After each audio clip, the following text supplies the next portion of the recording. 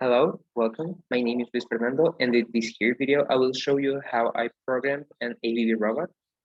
To program this robot, I use a program called Robot Studio. Here in our workspace, we can see our robot. For this project, I chose an IRB 1600. This ABB robot is capable of reaching up to, or of carrying up to 6 kilograms in payload, and extending up to 1.2 meters.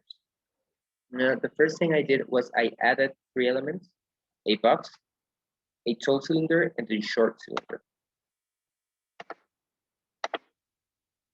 It is upon these 3 elements on which we will perform our task. What it's going to do is it's going to start from its home position, which is this one here.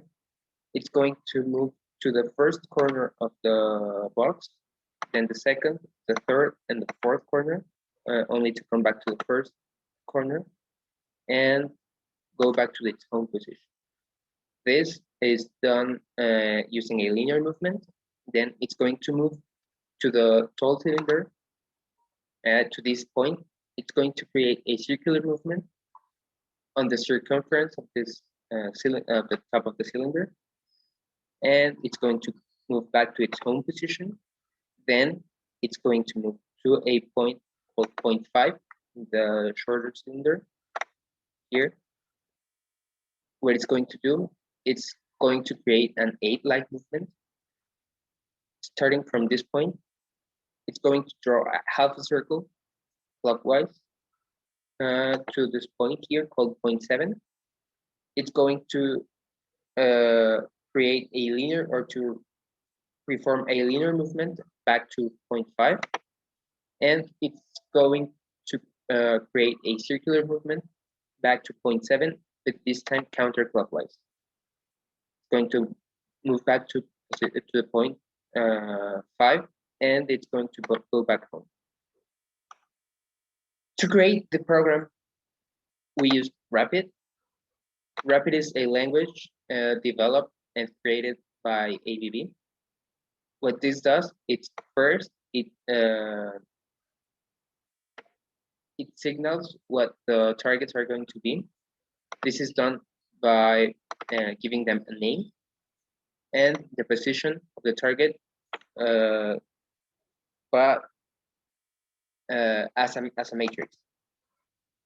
On our program, on our procedure, how it's called, first it's going to move back home, since we may not know what the robot had done before, and also since we don't, or we may not know where the robot is, it might be a long movement.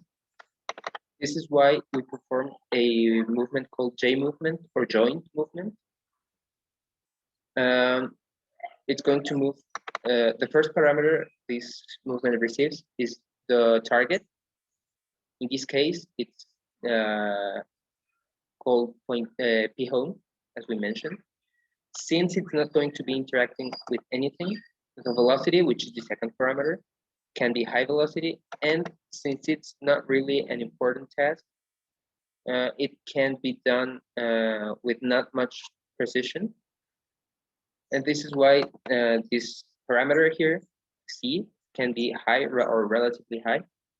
And the last parameter it receives every movement is the tool going to be moving, and with respect to which position it will be done. In this case, it's our tool 0, which is the tip of the robot, and the work object is the work. Then the second movement it's going to perform, it's going to move near the box. To do so, it's also going to perform a J movement because it is kind of far. It's going to move to a target called PAB corner 1. AB stands for above corner 1.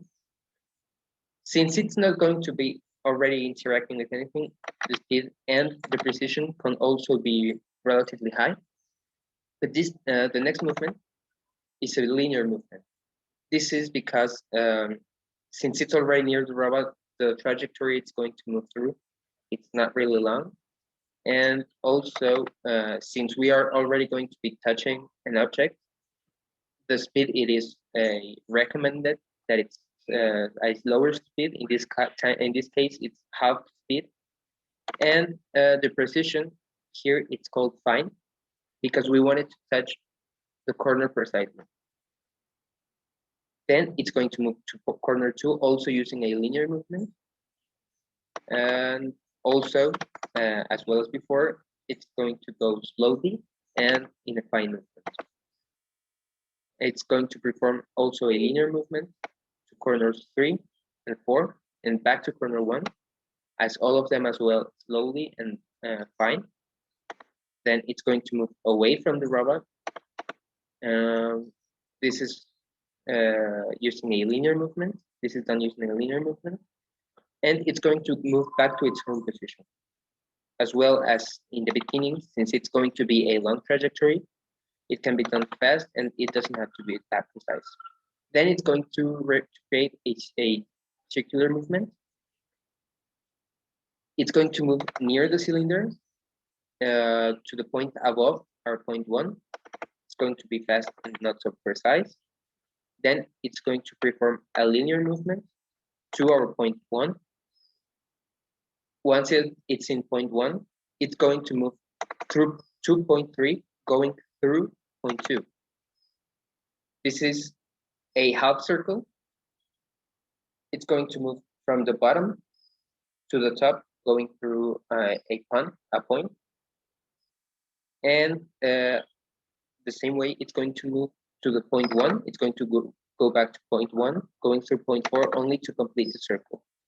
All of these movements are as well done slowly and fine. And finally, it's going to move away from the cylinder. This is done also using a linear trajectory and a relatively slow speed. And another way to represent a fine movement is by giving this constant c a value of 0. And it's going to move back home using a J movement. And since it's not going to be interacting with anything, it can be done fast and doesn't have to be that precise. Then it's going to perform this extra trajectory. This is a trajectory I created. First, it's going to move near the second cylinder using a J trajectory or a joint movement. Then it's going to move to the starting point of this trajectory, since it's already going to be interacting with an object again.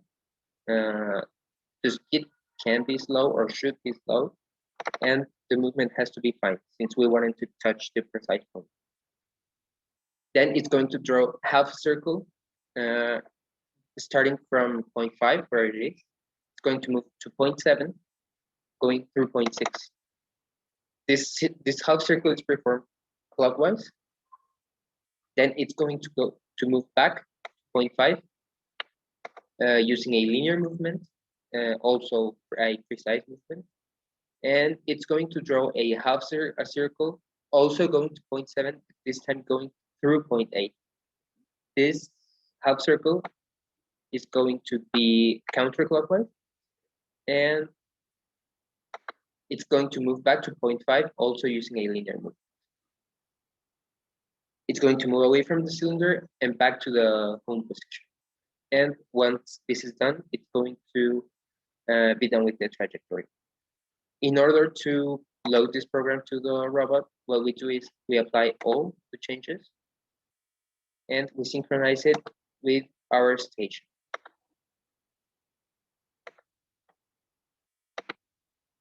And here we're going to see the robot performing the trajectory. To do so, we just click play.